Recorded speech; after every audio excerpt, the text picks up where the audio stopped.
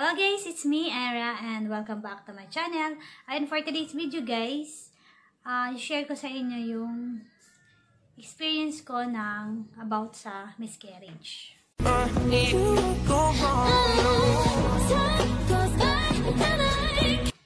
Pero bago yan, kung bago pa lang po kayo sa akin channel, ay huwag niyo pong kalimutan mag-subscribe at pindutin niyo na rin po yung notification bell dyan sa baba para ma-update po kayo kapag nag-upload po ako ng panibagong videos.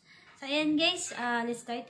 Ang topic ko ngayon ay about sa pagkakakunan. So ayun guys, na-experience kasi yung makunan at last year lang nakunan ako. Gusto ko i-share to para magkaroon din ng idea at magbigay aral din sa iba yung naging experience ko. Kasi ako guys, regular yung menstruation ko. Tapos, bilis talaga ako mabuntis. So, after ko magtigil ng paggamit ng contraceptive pills, ayun, after 3 months, ay, nabuntis ako. So, ayun. Ayun guys, regular yung pagdating na menstruation ko. Kaya, nung time na yon hindi ako dinatan kasi parang ang ko nun is 20, every 20 of the month nagkakaroon ako. So nung 20 na yon, December 20, hindi pa ako dinadatnan. So ang ginawa ko, ako kasi guys yung tipo ng regular yung dating. Tapos pag hindi ako dinadatan ng time na yan, nagpipiti agad ako. So ayun. Buti nga guys, nung time na yon nagpiti agad ako. Kasi kung hindi ako nagpiti, akakalain ko lang siya guys na menstruation. Kasi ganito yun guys. Nagkakaroon ako every 20 of the month. Tapos nagpiti ako ng 25 ng December.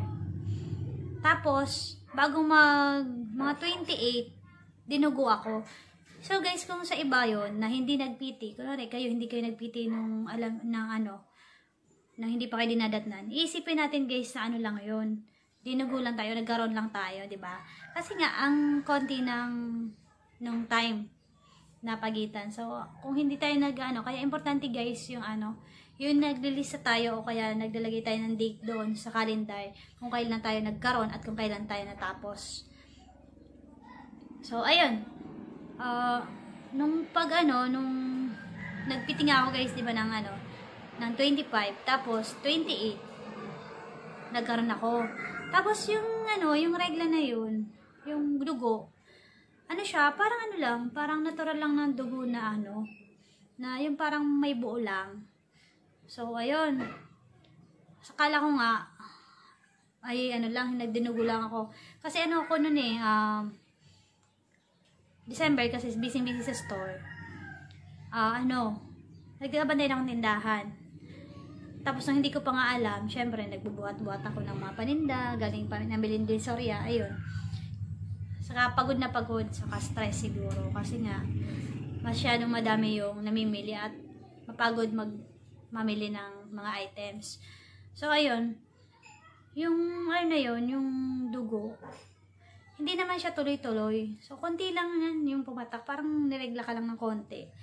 Tapos yun nga lang, may konting may maliit, ganda lang siya guys, maliit na dugo na namumuo. Tapos nung nagpiti uli ako after kong duguin kasi sabi ko baka nawala na.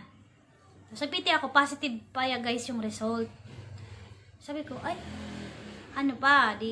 kala ko okay pa, nandiyan pa yung baby ko sa tiyan ko.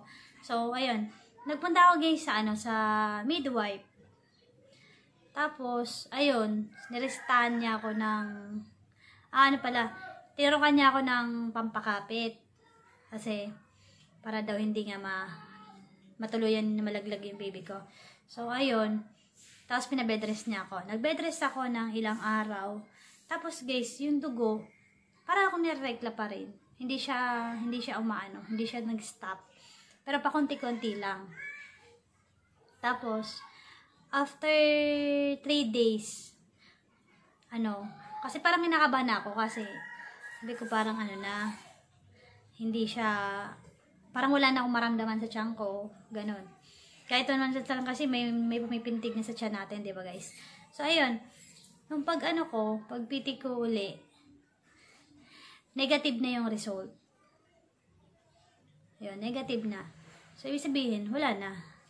So, nagpunta ako doon sa Ay, may iniinom din pala akong gamot noon. May binireseta rin pala sa akin na sulfate or something pang mga gamot. Maliban dun sa tinurok sa akin. So, ang ginawa ko, bumalik ako dun sa midwife. Tapos, sinabi ko sa kanya na negative na yung result ng PT ko pag PT ko. So, pinastop niya sa akin yung mga gamot.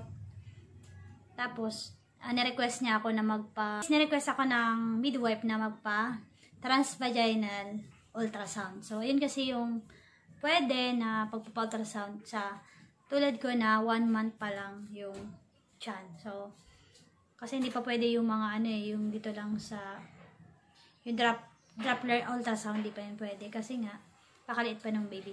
So, yun guys, tips lang sa mga sa mga mami na ayun, na lagi pag nalilate ng konting araw o date pa lang yung yung menstruation natin, mag-PT lagi kayo kasi hindi natin asana. Minsan akalain natin regla lang, ngayon pala nakunan na tayo. So, kasi guys, kailangan natin kapag nakunan tayo, para din tayong nanganak niyan at kailangan natin ng pahinga at bed rest. So, ayun guys.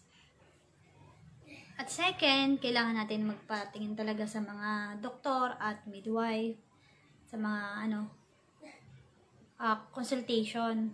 So, ayun, may yung ininom din tayong mga gamot to prevent yung pagdurugo at pagkaubos ng ating dugo sa katawan na tuloy-tuloy. Kasi pag hindi yun na-prevent, ay maaaring may masamang nangyari sa atin. So, health yung ating pibigyang pansin, guys. So, yun guys, sana meron kayong natutunan sa araw na ito. Ayan. Thank you for watching, guys.